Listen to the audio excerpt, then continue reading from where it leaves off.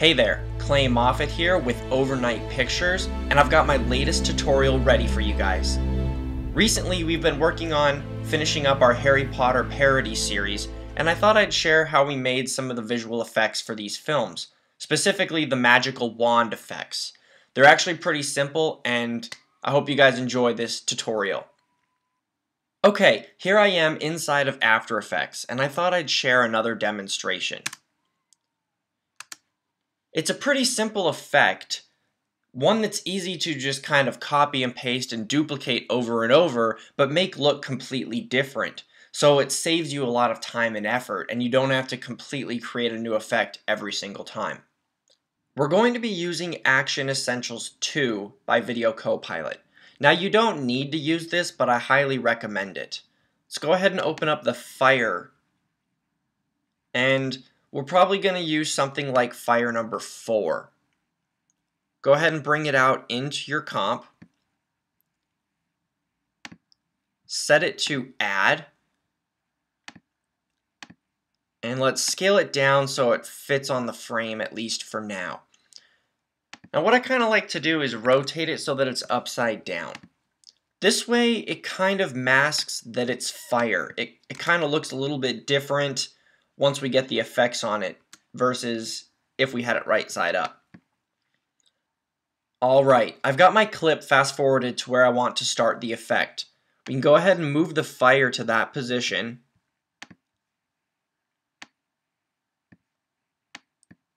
And start editing. Let's go ahead and rotate it a little bit so that it matches the angle that the wand is shooting.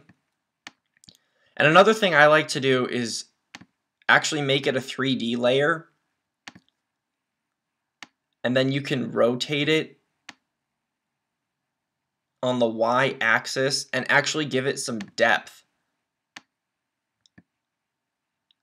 so that as it gets closer to the camera it actually gets bigger. Alright, now it's as simple as setting a keyframe and moving this frame by frame to stay on the wand. You don't need to be very specific about keeping it on like the edge of the wand because we're going to cover it up with lens flares later. Okay, after tracking is complete, the next thing we need to do is make this look more like magic. So let's go blur, vector blur, and then change the amount to 25. That's kind of what I'm going for. But you can mess with the type if you think perpendicular looks cooler. They all kind of give it their own look, but I like the natural setting. Okay, so now that we've got that done, the magic is complete. We've got it coming out of the wand. All we really need to do is mask this so that it doesn't all shoot out at 1 second. The basic magic effect is complete now. All we need to do is mask this out a little bit.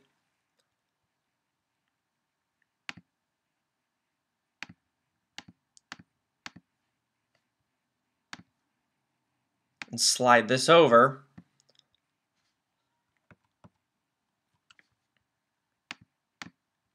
And start setting keyframes. Go like 3 or 4 keyframes. And then make sure the whole thing is covered up. You can add a feather of about 15, but you don't want to overdo it. But now when we play this forward, it's shooting out.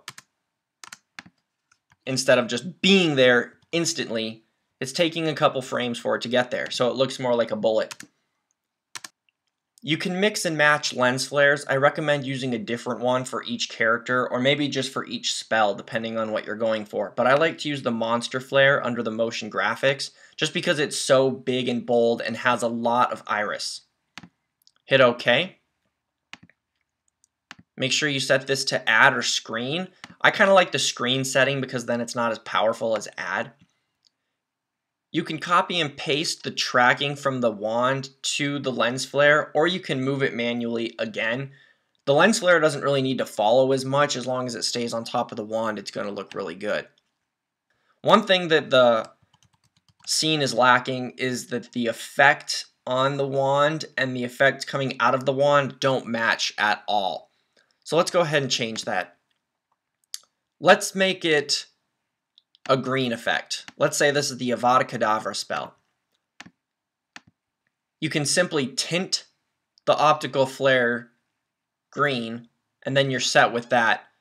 Now for the fire, we can just add a nice color correction, curves, and it's as simple as taking out some of the red and boosting the green. And then you might want to color correct the RGB channel too and get some contrast in there so it's not quite so powerful. Now another thing you can do is add more Action Essentials. I kind of like to use one of the charges. I'll just pick one at random here, maybe 22. Put this in there and then go back to the start of where it all takes place. Set it to add. That way when the initial explosion of magic happens, you'll have a little something extra, but you're going to want to color correct that too. Alright, let's go ahead and watch what we have in slow motion. It's looking pretty good. One thing we need to do is make the charge look less like a charge and more like magic. So we'll accomplish this the same way we did with the fire. We'll add a blur, vector blur, but we'll make it a lot more, maybe 90. Or even 95. Now let's go ahead and watch this again.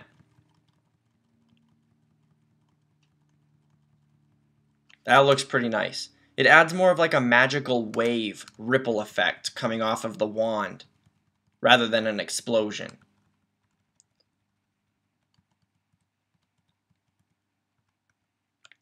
Now you could go so far as to add a couple more of these, maybe one shooting off this way, another one down here, change the size a little bit, or you could even add some more coming from over here, or some particles shooting from over here, like the wands from the two people dueling are hitting. Now here's one more example of something you could do with this. This is like blocking a spell and shooting another one. I did this the same way except I used sparks instead of charges to get a different feel for a different effect. And for blocking I just added some dust. Now I just used the masking effect to make the spell go away the same way we did to shoot it, but I did it in reverse to make it look like it's ending. So there's a lot you could do with this. And I hope everyone learned a thing or two about how we did the magic spells in Harry Potter. Or Harry Potter films, at least. You never know. Maybe there will be a Harry Potter 9. If the book is written first. Alright, we'll see you guys next time.